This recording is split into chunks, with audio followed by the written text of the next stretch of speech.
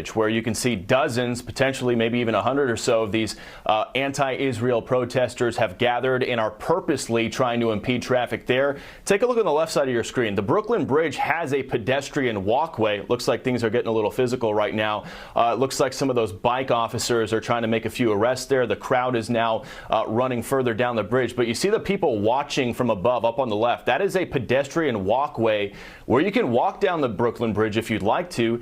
These activists, these protesters have decided, no, we don't want to do that. We want to block traffic instead. So what you see, the officers in the neon shirts, those are bike officers obviously trying to either shoo them off of the bridge or start taking some folks into custody. And you can see they're trying to get away from those officers now. And Martha, we had the live shot earlier. Somebody had a Hezbollah flag walking around there. That is remarkable to see, a Hezbollah flag being paraded around the streets of Manhattan. That's not something I don't think anybody would expect to see, but that's the climate we're in these days. And you can see these officers trying to break up what they can here on the Brooklyn Bridge. You'll keep these live pictures up.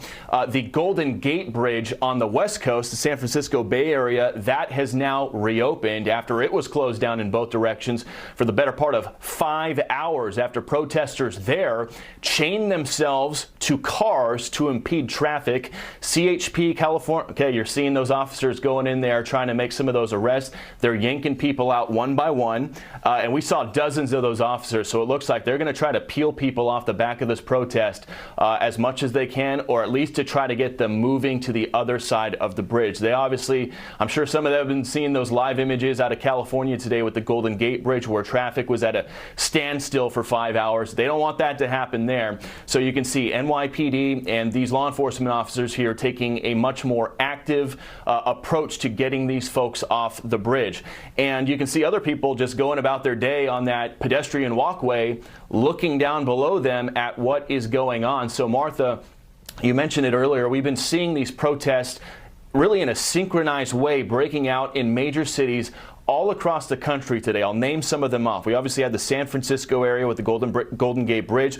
We got New York City right now. We had Chicago earlier, O'Hare Airport being blocked, people having to get out of their vehicles with their luggage and walk their way into the airport. We had just a short time ago Miami, 7 people arrested there for trying to block traffic. We had San Antonio, Texas. We had Philadelphia. We had a brief one out here in Southern California in Long Beach a short time ago. And about an hour ago, in Eugene, Oregon, Interstate 5, another major freeway, blocked by protesters there as well. So you're seeing a little map of everything that's going on here. It's unclear if these protesters on Brooklyn Bridge are part of the same group that were over by Wall Street earlier today.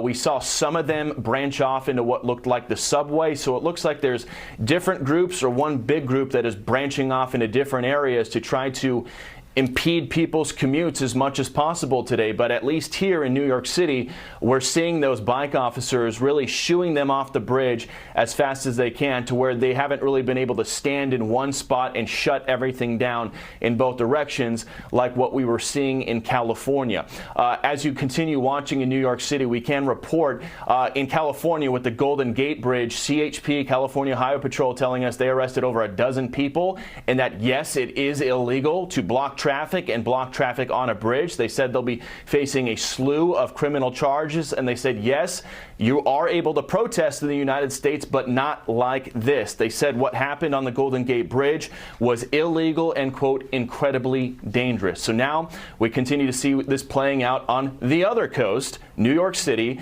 as these protesters now appear to be hopping a center divider or a K-rail as they move down the Brooklyn Bridge.